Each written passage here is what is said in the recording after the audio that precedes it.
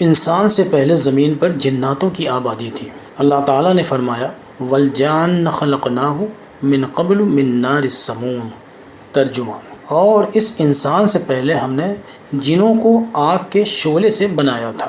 جنات کو پیدا کرنے کا مقصد یہ تھا کہ وہ زمین پر اللہ تعالیٰ کی عبادت کریں اور فرمانبردار بنیں، لیکن انہوں نے یہ ذمہ داری پوری نہیں کی اور زمین پر فتنہ و فساد و خون خرابہ شروع کر دیا۔ اس لیے حق تعالی شانہ نے انسان کو پیدا کرنے کا ارادہ فرمایا۔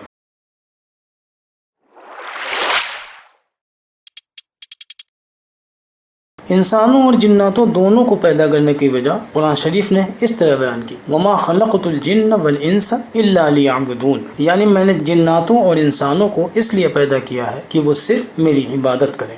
چنانچہ جناتوں کی نافرمانی کے بعد زمین کا اختیار ان سے لے کر انسانوں کو دے دینے کا فیصلہ کیا گیا، اور یہ طے ہوا کہ اللہ تعالیٰ کی عبادت کرنے کے لیے جن چیزوں کی ضرورت ہو وہ اس دنیا سے حاصل کریں، یعنی کھانا پینا اوڑھنا رہنا وغیرہ۔ دنیا کی تمام چیزوں کو انسان کے تابع یعنی قابو میں دے دینے کا حکم ہوا۔ یہی وجہ ہے کہ اپنی ضرورت کے لیے وہ اپنے سے کئی گنا بڑی چیزوں کو بھی آسانی سے استعمال میں لے لیتا ہے۔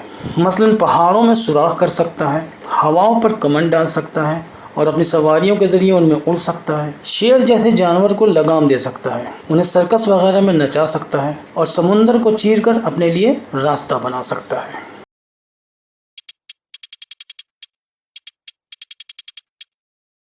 چنانچہ انسانی تاریخ کا آغاز حضرت آدم علیہ السلام کی پیدائش سے ہوتا ہے۔ البتہ انسان کی یہ تاریخ دو حصوں میں بٹی ہوئی ہے۔ پہلا حصہ وہ ہے جو بنی آدم نے جنت میں گزارا۔ یہ دور کتنا لمبا تھا اس کا علم اللہ تعالیٰ کو ہے اور کسی کو نہیں۔ البتہ اس پہلے دور میں آدم کے ساتھ ان کی نسل کا صرف ایک انسان ان کے ساتھ تھا، اور وہ ہم سب کی ماں حضرت حوا علیہ السلام تھی۔ دوسرا دور جنت سے باہر آنے کے بعد زمین پر بسنے کا ہے۔ اس دور میں خود حضرت آدم علیہ السلام کی عمر 930 سال ہوئی، اور تاریخی اعتبار سے حضرت آدم علیہ السلام سے لے کر جناب محمد رسول اللہ صلی اللہ علیہ وسلم تک کا زمانہ کم و بیش 10,000 سال کا ہے۔ اس عرصے میں تقریباً 1.25 لاکھ انبیاء کرام دنیا میں تشریف لائے۔ قرآن شریف کی 25 آیات میں حضرت آدم علیہ السلام کے قصے کو 25 مرتبہ بیان کیا گیا ہے۔ حضرت آدم علیہ السلام کی پیدائش کا راز۔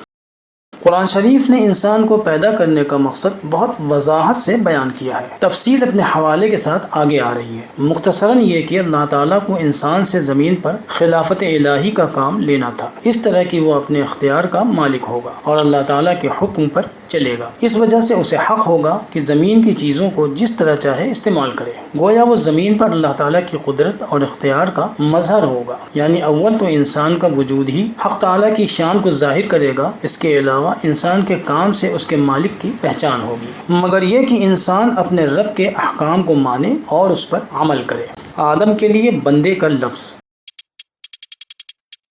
بندے کا مطلب ہے بندگی کرنے والا یا حکم بجا لانے والا، اور اللہ تعالیٰ نے انسان کو اپنی بندگی کے لیے پیدا کیا، اس لیے اس کا نام بندہ رکھا۔ یہی وجہ ہے کہ کسی انسان کے لیے جائز نہیں کہ وہ کسی دوسرے انسان کو اپنا بندہ کہے، یا کسی بندے کو جائز نہیں کہ وہ کسی انسان کو اپنا رب کہے۔ صحیح مسلم میں ہے کہ جناب رسول اللہ صلی اللہ علیہ وسلم نے آقاؤں کو حکم دیا کہ اپنے غلاموں کو عبدی یعنی میرا بندہ کہہ کر نہ پکاریں، اور یہی حکم غلاموں کو دیا کہ اپنے آقاؤں کو ربی نہ کہیں یعنی میرا رب، کیونکہ رب یعنی پالنے والا صرف اللہ ہے، اور بندہ یعنی جو بندگی کرنے والا ہے اس کا رب بھی صرف اللہ تعالیٰ ہی ہے۔ لفظی معنی کے اعتبار سے ان ناموں میں کوئی خاص خرابی نہیں تھی، لیکن شرک کے دروازے کو بند کرنے کے لیے یہ حکم دیا گیا۔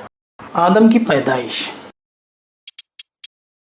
جناتوں کی نافرمانی اور زمین پر پھیلائے گئے فتنے فساد کے بعد اللہ تعالیٰ نے انسان کی تخلیق کا ارادہ فرمایا کہ اسے زمین پر بسائے اور اپنا خلیفہ بنائے۔ اپنے اس ارادے کو حق تعالیٰ نے فرشتوں پر ظاہر کیا اور فرمایا میں زمین میں اپنا ایک نائب بنانے والا ہوں۔ فرشتوں نے یہ سنا تو عرض کیا کہ کیا آپ ایسی مخلوق کو پیدا کریں گے جو زمین میں فساد کرے اور خون بہائے؟ کیونکہ فرشتے دیکھ چکے تھے کہ اس سے پہلے حق تعالیٰ نے جو مخلوق پیدا کی تھی یعنی جنات، وہ زمین پر فتنہ و فساد پھیلاتے پھرتے تھے۔ اس لیے انہوں نے کہا کہ ہم تو تیری عبادت کرتے ہی ہیں، تیری حمد کرتے ہیں، تسبیح پڑھتے ہیں اور تیری پاکی بیان کرتے ہیں۔ یہ سن کر حق تعالیٰ شانہ نے فرمایا کہ انہیں پیدا کرنے کی مصلحت جو میں جانتا ہوں ہوں تم نہیں جانتے۔ انسان کو پیدا کرنے کے لیے اللہ تعالیٰ نے زمین کی سڑی ہوئی مٹی کا استعمال کیا، جیسا کہ قرآن شریف میں فرمایا وَلَقَدْ خَلَقْنَا الْإِنسَانَ مِنْ صَلْصَالٍ مِنْ حَمَإٍ مَسْنُونٍ، یعنی اور حقیقت یہ ہے کہ ہم نے انسان کو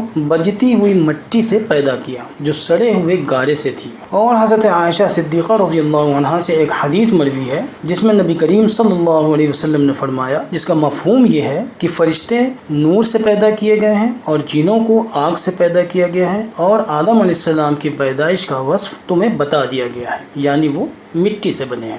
محققین کی رائے ہے کہ جناتوں کی پیدائش کے تقریباً 2000 سال بعد انسانوں کو پیدا کیا گیا۔ تخلیق آدم کے لیے اللہ تعالیٰ نے حضرت جبرائیل علیہ السلام کو حکم دیا کہ زمین پر جا کر وہاں سے مٹی لے آئیں۔ حضرت ابو موسیٰ اشعری رضی اللہ تعالیٰ عنہ سے روایت ہے کہ نبی کریم صلی اللہ علیہ وسلم نے فرمایا، جس کا مفہوم ہے کہ اللہ تعالیٰ نے حضرت آدم علیہ السلام کو ایک مٹھی خاک سے پیدا فرمایا۔ یہ مٹی زمین کے الگ الگ حصے سے حاصل کی گئی تھی۔ یہی وجہ ہے کہ حضرت آدم علیہ السلام کی نسل میں مختلف رنگ و زبان کے لوگ پائے جاتے ہیں۔ پھر جب وہ مٹی ایک خاص حیت میں آ گئی تو حق تعالی شانہ نے اس سے ایک پتلا بنایا۔ حضرت ابو ہریرہ رضی اللہ عنہ سے روایت ہے کہ حضور اکرم صلی اللہ علیہ وسلم نے فرمایا، جس کا مفہوم ہے کہ جب اللہ تعالیٰ نے آدم کو پیدا فرمایا اور ان میں روح پھونکی تو ان کو چھینک آئی، جس پر انہوں نے الحمدللہ کہا۔ یوں سب سے پہلے ان کے منہ سے اللہ کی حمد نکلی، پھر اللہ تعالیٰ نے برحمک ربک فرمایا۔ فرشتوں پر آدم کی فضیلت۔ انسان کو پیدا فرمانے کے بعد حق تعالی شانہ نے اسے آدم کا نام دیا اور کائنات کے تمام ضروری علوم عطا فرمائے۔ انسان میں حق تعالیٰ نے چند ایسی خاصیتیں رکھی تھیں جو کسی میں نہیں تھی۔ انہی میں سے ایک خاصیت تھی اس کی مضبوطی۔ جتنا مضبوط اللہ تعالیٰ نے انسان کو بنایا، اتنی مضبوط کوئی دوسری مخلوق نہیں ہوئی۔ انسان کی اسی خاصیت کو بیان کرتے ہوئے سورہ احزاب میں فرمایا، ہم نے اپنی امانت کا بوجھ آسمانوں اور زمینوں پر پیش کیا تو انہوں نے یعنی تمام کائنات نے امانت الہی یعنی اللہ تعالیٰ کی عبادت کے اس بوجھ کو اٹھانے سے انکار کر دیا اور اس سے ڈر گئے، اور انسان نے اس بوجھ کو اٹھا لیا۔ انسان کی تخلیق سے متعلق قرآن شریف میں بیان کی گئی تفصیل کا خلاصہ یہ ہے۔ انسان کو پیدا کرنے کے بعد اللہ تعالیٰ نے آدم کو تمام چیزوں کے نام سکھائے، پھر ان ناموں کو فرشتوں کے سامنے رکھا اور فرمایا کہ ان چیزوں کے نام اور حقیقت بتلاؤ اگر تم اس بات میں سچے ہو کہ تم لوگ زمین پر میری خلافت کا کام انسان سے بہتر انجام دے سکو گے، کیونکہ فرشتوں کو آدم کی تخلیق پر اشکال ہوا تھا۔ فرشتے ان چیزوں کے بارے میں کچھ نہیں جانتے تھے جن کے بارے میں حق تعالیٰ نے ان سے سوال کیا تھا۔ حق تعالیٰ شانہ کے سوال پر فرشتوں نے عرض کیا کہ اے ہمارے رب، تیری ذات پاک ہے، ہم تو وہی جانتے ہیں جو تو نے ہمیں بتایا ہے، اصل جاننے والا اور سمجھنے والا تو ہی ہے۔ فرشتوں کے عاجزی ظاہر کر دینے پر حق تعالیٰ نے آدم سے کہا، اے آدم، اب تم انہیں ان چیزوں کے نام اور حقیقت بتا دو۔ آدم نے فوراً سب کچھ بتا دیا جو اس سے پوچھا گیا۔ فرشتے سمجھ گئے کہ آدم اس علم کے ماہر ہیں۔ جب اس نے سب کچھ ٹھیک ٹھیک بتا دیا تو حق تعالیٰ نے فرشتوں سے فرمایا کہ میں نے تم سے کہا نہیں تھا کہ میں آسمانوں اور زمین کی ڈھکی چھپی چیزوں کو خوب جانتا ہوں، اسے بھی جو تم ظاہر کرتے ہو اور اسے بھی جو چھپاتے ہو۔ اس طرح فرشتوں پر آدم کی بڑائی ثابت ہو گئی، اور بڑائی ثابت ہو جانے کے بعد حق تعالیٰ نے وہاں موجود فرشتوں کی جماعت کو حکم دیا کہ آدم کی تعظیم میں انہیں سجدہ کریں۔ اسے سورہ کہف میں اس طرح بیان فرمایا، وَإِذْ قُلْنَا لِلْمَلَائِكَةِ اسْجُدُوا لِآدَمَ فَسَجَدُوا إِلَّا إِبْلِيسَ، یعنی اور جب ہم نے فرشتوں کو حکم دیا کہ تم سب آدم کی تعظیم اور احترام میں ان کو سجدہ کرو تو وہ فرشتے فوراً اللہ سبحانہ وتعالیٰ کے حکم کی تعمیل میں آدم کے سامنے سجدہ ریز ہو گئے، لیکن ابلیس جو فرشتوں میں شامل تھا اور ان کی جماعت کا سردار تھا، اس نے سجدہ نہیں کیا۔ ابلیس کون تھا اور اس نے سجدہ کیوں نہیں کیا؟ ابلیس کو ہم شیطان کے نام سے بھی جانتے ہیں، حالانکہ فرشتوں کی جماعت میں شامل تھا، لیکن دراصل وہ فرشتہ نہیں تھا بلکہ وہ جناتوں میں سے تھا۔ اس کے بارے میں حق تعالی شانہ نے فرمایا، کان من الجن ففسق عن امر ربہ، یعنی یہ ابلیس دراصل جنوں میں سے تھا، اس نے اپنے پروردگار کی نافرمانی کی اور سجدہ نہیں کیا۔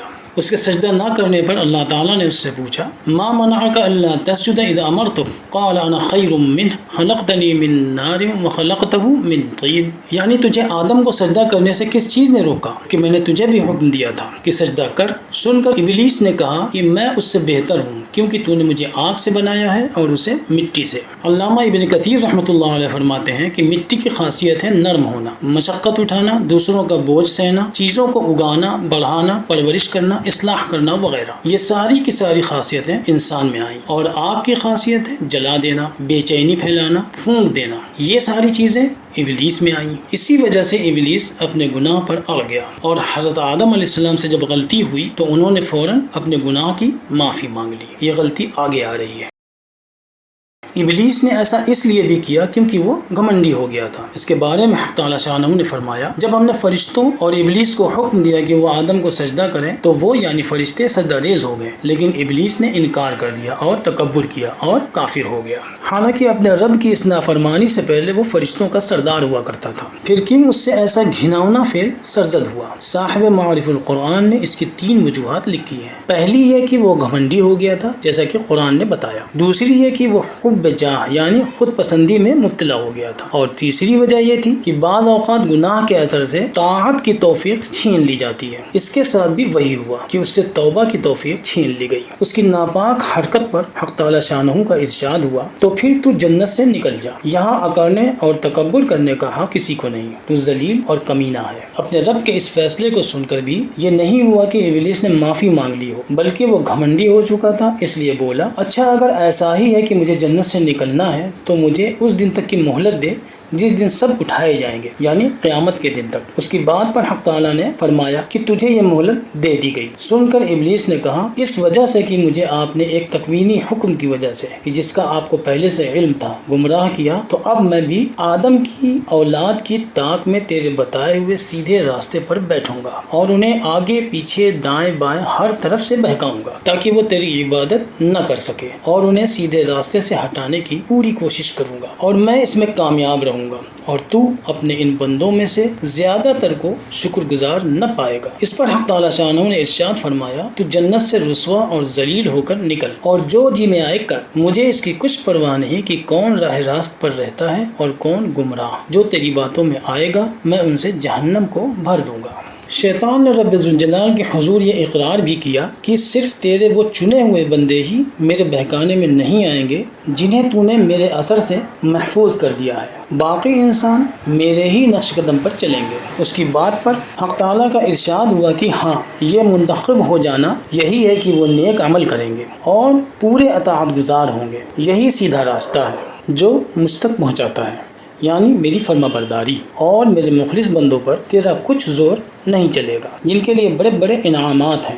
البتہ گمراہ لوگوں میں سے جو تیری راہ پر چلے گا ان سب کا ٹھکانہ جہنم ہے، جس کے 7 دروازے ہیں، اور ہر دروازے میں سے جانے کے لیے ان کے الگ الگ حصے ہیں، کوئی کسی دروازے سے جائے گا اور کوئی کسی دروازے سے۔ اور سورہ اسراء میں اس مضمون کو اور وضاحت سے بیان فرمایا، شیطان نے حق تعالیٰ سے کہا کہ اگر تو مجھے قیامت کے دن تک مہلت دے دے تو میں اس آدم کی نسل کی بے بنیاد اکھاڑ کر رکھ دوں گا، بہت کم لوگ میری لائی ہوئی ہلاکت سے بچ پائیں گے۔ اس پر حق تعالیٰ نے فرمایا، جا اپنی راہ لے، ان میں سے جو بھی تیرے پیچھے چلے گا اس کے لیے اور تیرے لیے جہنم کی سزا ہوگی جس میں کوئی کمی نہیں ہوگی۔ ان میں سے جتنوں کو تو اپنی آواز لگا کر بہکا سکتا ہے بہکانے کی کوشش کر لے، جا اور اپنے لشکر کے سواروں اور پیادوں کو یکجا کر کے ایک ساتھ حملہ کر، ان انسانوں کے مال اور اولاد میں شریک ہو جا، یعنی ان کے مال اور اولاد کو گمراہی کا ذریعہ بنا لے، ان سے جھوٹے وعدے کر جیسے کہ قیامت میں گناہوں پر سوال نہ ہونا وغیرہ، اور شیطان کے وعدے سوائے دھوکے کے اور کچھ نہیں،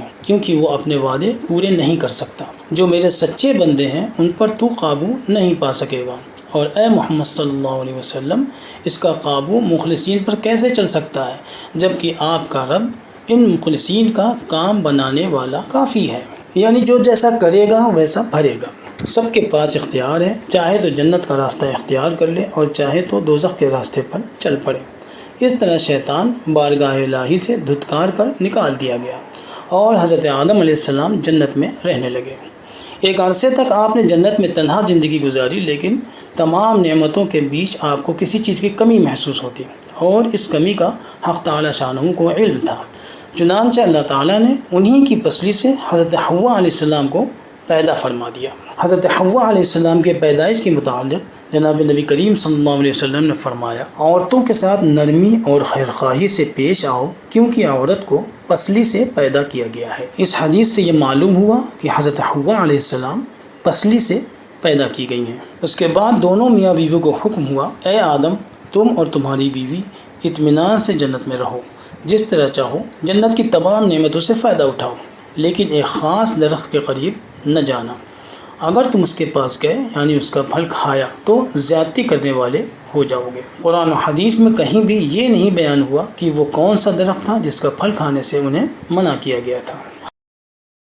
حضرت آدم علیہ السلام کی آزمائش۔ اللہ کے حکم پر رک جانے کے اسی حکم کے ساتھ حضرت آدم علیہ السلام کا امتحان شروع ہوا، اور اسی حکم کے ساتھ انسان کے خلاف شیطان کی شیطنت کا بھی آغاز ہو گیا۔ اس نے چیلنج کر رکھا تھا کہ وہ آدم اور اس کی ذریت کو بہکائے گا، اس لیے اس نے مختلف طریقوں سے حضرت آدم اور حضرت حوا علیہ السلام کو اس درخت کا پھل کھانے کے لیے بہکانا شروع کیا جس سے اللہ تعالیٰ نے منع فرمایا تھا۔ قرآن شریف نے شیطان کی کوششوں کو اس طرح بیان کیا۔ شیطان نے ان دونوں کے دلوں میں وسوسہ ڈالنا شروع کیا تاکہ ان کے ستر یعنی شرمگاہیں جو اب تک ان کی پاکی کی وجہ سے ان سے چھپے ہوئے تھے ان پر کھول دے۔ اس نے کہا کہ تمہارے رب نے تم کو اس درخت کا پھل کھانے سے اس لیے منع کیا ہے کہ کہیں تم فرشتے نہ بن جاؤ، اور کبھی یہ خیال پیدا کرتا کہ اس درخت کا پھل کھانے سے تمہیں ہمیشہ کی زندگی مل جائے گی اور تم ہمیشہ جنت میں رہو گے۔ یہ ساری ترکیبیں لگانے کے ساتھ اس نے خوب قسمیں کھا کر دونوں کو یقین دلایا کہ میں تمہارا بڑا خیر خواہ ہوں اور تمہارے بھلے کی بات کر رہا ہوں۔ چنانچہ بڑی ذہنی زور آزمائش کے بعد آخر کار ابلیس انہیں بہکانے میں کامیاب ہو گیا۔ پھر جیسے ہی انہوں نے اس درخت کا پھل چکھا ان کی شرمگاہیں ان پر کھل گئیں، اور جب انہیں اپنے ننگے پن کا احساس ہوا تو انہیں شرم آنے لگی، جنت کے پتوں سے اپنے جسم ڈھکنے لگے۔ اس واقعے کی تشریح میں حضرت شاہ عبد القادر صاحب رحمۃ اللہ علیہ فرماتے ہیں کہ جنت میں استنجے اور شہوت کی حاجت نہیں تھی، اس لیے ان دونوں کے بدن کے کپڑے کبھی اترتے نہیں تھے، انہیں اتارنے کی کوئی ضرورت بھی نہیں تھی۔ دونوں آدم و حوا کو اپنے ڈھکے ہوئے جسمانی حصوں کے بارے میں کچھ معلوم بھی نہیں تھا۔ جب ان سے یہ نافرمانی ہوئی تو انسانی تقاضے ابھر آئے، یعنی پیشاب اور پخانے کی ضرورت بھی پیش آئی۔ تب انہیں اپنی اس نئی ضرورت کا پتہ چلا اور انہوں نے اپنے اعضاء دیکھے، یعنی انسانی کمزوریوں پر جو پردہ پڑا ہوا تھا وہ اس درخت کے پھل کو کھانے سے اٹھ گیا۔ ان کی یہ حالت دیکھ کر ان کے رب نے انہیں مخاطب کیا اور فرمایا، کیا میں نے تمہیں اس درخت کا پھل کھانے سے روکا نہیں تھا؟ اور کیا میں نے کہا نہیں تھا کہ شیطان تمہارا کھلا دشمن ہے؟ تو انہوں نے عرض کیا کہ پروردگار، ہم نے اپنے اوپر ظلم کیا، اور اگر تو نے ہمیں بخش نہ دیا اور ہم پر رحم نہ فرمایا تو ہم نقصان اٹھانے والوں میں ہو جائیں گے۔ ان کی اپنی غلطی مان لینے پر اور توبہ کر لینے پر حق تعالیٰ نے انہیں معاف فرما دیا۔ پھر اس کے رب نے اسے برگزیدہ یعنی قبول کر لیا، اسے اپنی رحمتوں میں لوٹا لیا، اس پر زندگی کی راہیں کھول دی۔ لیکن اس غلطی کے ہو جانے سے پیدا ہونے والے نتیجے کو تو ظاہر ہونا ہی تھا، اس لیے دونوں کو حکم ہوا کہ تم دونوں یعنی انسان اور شیطان جنت سے نکل جاؤ۔ اب تم لوگ جنت میں نہیں رہ پاؤ گے، اب تم لوگوں کا ٹھکانہ زمین ہے جہاں تم ایک طے کی ہوئی مدت گزارو گے اور وہیں کی چیزوں سے نفع اٹھاؤ گے، یعنی اب جنت کی نعمتوں کے بجائے دنیا کے سامان سے کام چلاؤ گے، وہیں زندہ رہو گے اور وہیں مر جاؤ گے، پھر قیامت کے دن وہیں سے اٹھائے جاؤ گے، اور جب تم دنیا میں پہنچ جاؤ گے تو تم پر زندگی کی نئی راہیں کھلیں گی، اور دنیا میں رہتے ہوئے جب میری طرف سے تمہارے پاس یعنی نسل آدم کے پاس کوئی ہدایت کا پیغام آئے تو میرے قانون کو یاد رکھنا، جو میری ہدایت پر چلے گا وہ گمراہ نہیں ہوگا، یعنی جس امتحان کے لیے دنیا میں بھیجا گیا ہے اس میں کامیاب ہوگا، اور جو میرے حکم پر نہیں چلے گا اور شیطان کی اطاعت کرے گا اس کے لیے جہنم کا وعدہ موجود ہے جو پورا ہو کر رہے گا۔ اس لیے ہدایت کے راستے پر چلتے رہنا، اور اسی راستے پر چلنے والا دکھ نہ اٹھائے گا، ورنہ دنیا کی زندگی میں دکھ اور تکلیفیں بھی بہت ہوں گی۔ ان حالات میں حضرت آدم علیہ السلام کو حکم ہوا کہ زمین پر جا کر خلافت کا حق ادا کریں، اور دنیا کے قیام کے پیچھے جو حکمتیں تھیں اس کے تحت حق تعالیٰ کی طرف سے فیصلہ سنایا گیا کہ تم اور تمہاری اولاد ایک مقررہ وقت تک دنیا میں رہو گے، ساتھ ہی تمہارا دشمن ابلیس بھی تمہارے ساتھ رہے گا، اور تمہیں اس کے شر سے بچ کر میری اطاعت کرنی ہوگی۔ تمہاری اولاد میں سے جو لوگ میری نائبی کا یہ حق ادا کرنے میں کامیاب ہو گئے تو تمہارا یہ اصلی وطن یعنی جنت جہاں سے تم آج نکالے جا رہے ہو تمہاری ملکیت میں ہمیشہ کے لیے دے دیا جائے گا۔ حضرت آدم علیہ السلام کی دنیاوی زندگی۔ اس کے بعد حضرت آدم علیہ السلام کو دنیا میں بھیج دیا گیا، اور آپ ہی کو اللہ تعالیٰ کے پہلے نبی ہونے کا شرف حاصل ہوا۔ حضرت آدم علیہ السلام نے جب زمین پر قدم رکھا تو وہ دنیا کا کون سا حصہ تھا، اس بارے میں مفسرین کی الگ الگ رائے ہے۔ ان میں سے ایک مضبوط رائے یہ ہے کہ آپ اور حوا علیہ السلام کو حجاز کی زمین پر عرب میں الگ الگ اتارا گیا اور آپ دونوں لوگوں کی زبان بھی عربی رکھی گئی۔ بعد میں مکہ معظمہ میں عرفات کے میدان کے پاس جبل رحمت کے مقام پر حضرت آدم اور حضرت حوا علیہ السلام کی دوبارہ ملاقات ہوئی۔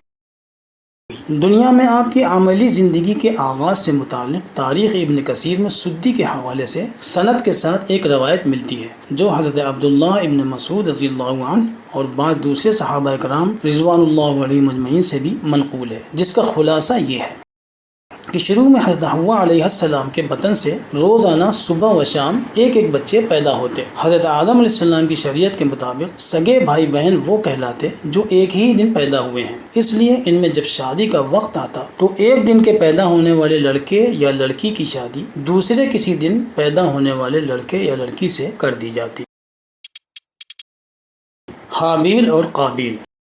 اسی روایت میں آگے کا قصہ اس طرح ہے۔ حضرت آدم علیہ السلام کی اولاد میں حابیل اور قابیل نام کے دو لڑکے پیدا ہوئے۔ قابیل بڑا تھا اور حابیل چھوٹا۔ قابیل کے ساتھ جو لڑکی پیدا ہوئی وہ بہت خوبصورت تھی اور حابیل کے ساتھ پیدا ہونے والی لڑکی کم خوبصورت تھی۔ قابیل کو پسند نہیں آیا کہ اس کی ہمشیرہ کی شادی حابیل سے ہو اور حابیل کی بہن کی شادی اس سے ہو جو کم خوبصورت ہے۔ یہ جھگڑا حضرت آدم علیہ السلام کے سامنے پہنچا تو آپ نے حکم دیا کہ دونوں لڑکے اللہ کے حضور میں قربانی پیش کریں، جس کی قربانی قبول ہوگی اس سے لڑکی کی شادی کر دی جائے گی۔ چنانچہ دونوں بھائیوں نے اپنے اپنے طور پر قربانی کا انتظام کیا۔ حابیل نے ایک موٹی تگڑی بکری نذرانے کے طور پر پیش کی، جبکہ قابیل اپنے کھیت کا سڑا ہوا اناج لے آیا۔ اس زمانے کا دستور یہ تھا کہ جس کی قربانی قبول ہوتی تھی آسمان سے گرنے والی ایک بجلی اسے جلا دیتی تھی۔ دونوں کی پیش کی ہوئی نظروں میں سے حابیل کی نظر کو آسمانی آگ نے جلا دیا اور اس کی قربانی کو قبولیت کا شرف حاصل ہوا۔ یہ دیکھ کر قابیل اپنے بھائی حابیل سے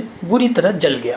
اس کے آگے کا واقعہ قرآن شریف میں اس طرح موجود ہے۔ چنانچہ قابیل نے حابیل سے کہا یقیناً میں تجھے قتل کر دوں گا۔ اس کی بات سن کر حابیل بولا اگر تیری قربانی قبول نہیں ہوئی تو اس میں میرا کیا قصور ہے، بلکہ حقیقت یہ ہے کہ اللہ تعالیٰ متقیوں یعنی اللہ سے ڈرنے والوں کی قربانی قبول کرتا ہے۔ اگر تو مجھے قتل کرنا چاہتا ہے تو کر دے، میں تجھے قتل کرنے کے لیے اپنا ہاتھ نہیں بڑھاؤں گا، کیونکہ میں اللہ سے ڈرتا ہوں جو تمام جہان کا مالک ہے۔ میں تو چاہتا ہوں کہ میرے قتل کا گناہ اور اپنا گناہ دونوں اپنے اوپر لے لے اور دوزخیوں میں سے ہو جا، یہی ظلم کرنے والوں کی سزا ہے۔ یہ سب سننے کے بعد بھی قابیل کا ارادہ نہیں بدلا، پھر بھی اس قابیل کے نفس نے اسے اپنے بھائی کے قتل پر راضی کر لیا اور اس نے اپنے بھائی کو مار ڈالا اور نقصان اٹھانے والوں میں سے ہو گیا۔ حابیل تو اپنی موت مر گیا، لیکن قابیل کا بڑا نقصان یہ ہوا کہ وہ ایک بڑے گناہ کی بنیاد ڈالنے والا بن گیا۔ حضرت عبداللہ ابن مسعود رضی اللہ عنہ سے مروی ہے کہ نبی کریم صلی اللہ علیہ وسلم نے فرمایا کہ دنیا میں جب بھی کوئی ظلماً قتل ہوتا ہے تو اس کا گناہ حضرت آدم علیہ السلام کے پہلے بیٹے قابیل کی گردن پر ضرور ہوتا ہے، اس لیے کہ وہ پہلا شخص ہے جس نے ظالمانہ قتل کی شروعات کی اور یہ ناپاک سنت جاری کی۔ چنانچہ جو جس برے کام کی بنیاد ڈالتا ہے جب وہی کام دوسرے کرتے ہیں تو اس کا گناہ اس بنیاد ڈالنے والے کو بھی ملتا ہے۔ اس لیے اس قتل سے لے کر قیامت تک جتنے بھی قتل ہوں گے ان کا گناہ قابیل کو بھی ملے گا۔ اب قتل کرنے کے بعد قابیل کی یہ سمجھ میں نہیں آیا کہ حابیل کی لاش کا کیا کرے، تو اللہ تعالیٰ نے عبرت کے لیے اس کے پاس ایک کوے کو بھیجا جس نے زمین کھود کر اسے سمجھایا کہ کس طرح لاش کو دفن کرنا ہے۔ قابیل نے یہ دیکھ کر کہا ہائے مجھ سے اتنا بھی نہ ہو سکا کہ اس کوے جیسا ہی ہوتا کہ اپنے بھائی کی لاش کو چھپا سکتا۔ یہ سوچ کر وہ بہت پچھتایا۔ اس طرح دنیاوی کاروبار آگے بڑھنا شروع ہوا۔ حضرت آدم علیہ السلام کی نسل پروان چڑھتی رہی اور ان کی ضرورتوں کے مطابق اللہ تعالیٰ کی طرف سے وحی آتی رہی۔ کھانے، پہننے، اوڑھنے، بچھانے، کمانے، اچھائی، برائی، غرض ہر طرح کی ضروری بات فرشتوں کے ذریعے اللہ تعالیٰ کی طرف سے بتائی جاتی رہی اور حضرت آدم علیہ السلام و ان کے اولاد اس پر عمل کرتے۔ اس طرح حضرت آدم علیہ السلام کی زندگی ہی میں انسان نے پوری طرح دنیا میں جینا اور رہنا سیکھ لیا۔ پہلا مکان بیت اللہ۔ دنیا میں انسان نے جو پہلی پکی عمارت بنائی وہ اپنی رہائش کے لیے نہیں بلکہ عبادت کے لیے تھی، اور بیت اللہ شریف یعنی خانہ کعبہ کو دنیا میں قائم ہونے والی پہلی عمارت کا شرف حاصل ہے۔ اسے حضرت آدم علیہ السلام نے فرشتوں کی مدد سے بنایا۔ اس سلسلے کی دو معتبر روایات ہیں۔ ایک روایت کا تعلق حضرت آدم علیہ السلام کے دنیا میں آنے سے پہلے کے زمانے سے ہے اور دوسری روایت کا تعلق آپ کے دنیا میں آنے کے بعد کے زمانے سے ہے۔ پہلی روایت محمد بن علی بن حسین سے ہے۔ وہ فرماتے ہیں اللہ تعالیٰ نے حضرت آدم علیہ السلام کو دنیا میں اتارنے سے پہلے عرش کے نیچے 4 ستونوں یعنی کھمبوں پر ایک مکان بنایا اور اس کا نام بیت المعمور رکھا۔ پھر فرشتوں کو حکم دیا کہ وہ اس کا طواف کریں۔ اس کے بعد فرشتوں کو زمین پر بھیجا کہ وہ اس کی سیدھ میں ایک اور مکان خانہ کعبہ بنائیں۔ چنانچہ ایسا ہی ہوا۔ خانہ کعبہ کو ٹھیک اللہ تعالیٰ کے عرش کے نیچے اور زمین کے بالکل درمیان میں تعمیر کیا گیا۔ پھر جب دنیا آباد ہوئی تو انسانوں کو حکم ہوا کہ وہ اللہ کے اس گھر کا طواف کریں اور اللہ کی عبادت کریں۔ دوسری روایت حضرت ابن عباس رضی اللہ تعالی عنہ سے ہے جو حضرت آدم علیہ السلام کی دنیا میں تشریف لانے کے بعد کی ہے۔ وہ فرماتے ہیں جب اللہ تعالیٰ نے حضرت آدم علیہ السلام کو زمین پر اتارا تو ان کو حکم دیا کہ اے آدم تم زمین پر میری عبادت کے لیے ایک گھر بناؤ۔ حضرت آدم علیہ السلام اس جگہ پر آئے جہاں اس وقت بیت اللہ ہے، تو حضرت جبرائیل علیہ السلام نے آسمان سے آ کر وہاں بیت اللہ کی بنیاد کھود دی۔ حضرت آدم علیہ السلام نے اسی بنیاد پر بیت اللہ کی تعمیر شروع کر دی۔ اس کے بننے میں 5 پہاڑوں کے پتھر استعمال ہوئے۔ وہ پہاڑ یہ ہیں: جبل البنان، طور سینا، طور زیتا، نزد، جودی اور حرائی۔ فرشتے پتھر ڈھوتے رہے اور حضرت آدم علیہ السلام نے ان کی مدد سے بیت اللہ کو تعمیر کر دیا۔ جب پوری عمارت بن گئی تو حضرت آدم علیہ السلام نے اس کا طواف کیا اور اسے عبادت کا مرکز یعنی سینٹر بنا دیا۔ آثار و قرائن کے اعتبار سے بھی بیت اللہ کے متعلق دونوں روایات درست معلوم ہوتی ہیں کہ پہلے فرشتوں نے خانہ کعبہ کی تعمیر کی جو بعد میں کسی وجہ سے ختم ہو گئی۔ پھر حضرت آدم علیہ السلام کے زمانے میں انہی بنیادوں پر دوبارہ تعمیر ہوئی، جیسا کہ طوفان نوح کے بعد یہ عمارت بھی ختم ہو گئی اور بعد کی قوموں نے اسے پھر سے تعمیر کیا۔ کچھ زمانے کے بعد وہ تعمیر بھی ختم ہو گئی اور حضرت ابراہیم علیہ السلام نے اسے اسی پہلی بنیاد پر نئے سرے سے بنایا، اور آج ہم جو خانہ کعبہ دیکھ رہے ہیں یہ بنیاد ابراہیمی پر قائم ہے۔ حضرت آدم علیہ السلام کی وفات۔ آپ کی وفات سے متعلق ایک معتبر روایت تاریخ کی کتابوں میں اس طرح موجود ہے۔ محمد بن اسحاق رحمۃ اللہ علیہ لکھتے ہیں کہ جب حضرت آدم علیہ السلام کی وفات کا وقت آیا تو آپ نے اپنے بیٹے حضرت شیث علیہ السلام کو بلا کر وصیت کی اور ان کو دن و رات کے اوقات کی تعلیم دی۔ ان اوقات کی عبادات سکھائیں اور ایک بڑے طوفان کی پیشن گوئی کی۔ جمعے کے دن حضرت آدم علیہ السلام کی وفات ہوئی۔ فرشتے جنت سے آپ کے پاس حنوط نامی خوشبو لے کر آئے۔ اللہ تعالیٰ کی طرف سے جنت کا کفن بھیجا گیا۔ فرشتوں نے آپ کے بیٹے اور ولی عہد حضرت شیث علیہ السلام سے آپ کی تعزیت کی۔ آپ کی روح قبض کرنے کے بعد فرشتوں نے آپ کو کفن پہنایا، خوشبو لگائی، آپ کے لیے زمین کھودی، آپ کی قبر بنائی، آپ کی نماز جنازہ پڑھی، پھر آپ کو قبر میں اتار دیا، قبر میں رکھ کر اوپر سے مٹی ڈالی، اور ان تمام کاموں سے فارغ ہونے کے بعد آپ کے بیٹوں سے مخاطب ہو کر انہوں نے کہا اے آدم کے بیٹوں، میت کو دفنانے کا یہی طریقہ ہے۔ آپ علیہ السلام نے 960 سال کی عمر پائی اور بقول یعقوبی جبل بوقبیس کے دامن میں مغارۃ الکنوز یعنی خزانوں کے غار میں دفن ہوئے۔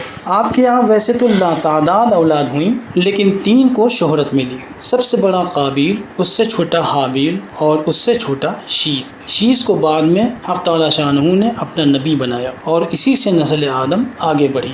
اس کی تصدیق میں ایک اور قول موجود ہے کہ حضرت آدم علیہ السلام مکہ مکرمہ میں جبل بوقبیس میں دفن کیے گئے ہیں۔ جبل بوقبیس ایک شرف و بزرگی والا پہاڑ ہے جو کوہ صفا کے پاس واقع ہے۔ جبل بوقبیس کی شہرت اس وجہ سے بھی ہے کہ اسی پہاڑ پر شق قمر کا واقعہ پیش آیا تھا جب کفار مکہ نے نبی کریم صلی اللہ علیہ وسلم سے چاند کے 2 ٹکڑے کرنے کی فرمائش کی تھی، اور آپ نے اللہ تعالیٰ کے حکم پر انگلی کے اشارے سے اس کے 2 ٹکڑے کر دیے تھے۔ ایک ٹکڑا جبل بوقبیس کے اوپر تیر رہا تھا اور دوسرا مکہ کی مشرقی پہاڑی قعقاعان پر چلا گیا تھا۔ آسمان پر یہ نظارہ تھا اور زمین پر نبی کریم صلی اللہ علیہ وسلم فرما رہے تھے کہ اے ابو سلمہ بن عبد الاسد اور اے الارقم بن ابی الارقم گواہ ہو جاؤ، اما حوا کی قبر جبل بوقبیس کے پاس ہے۔ یعنی نہ صرف حضرت آدم علیہ السلام بلکہ حضرت حوا علیہ السلام بھی اسی پہاڑ کے قریب آرام فرما ہے۔ واللہ تعالی اعلم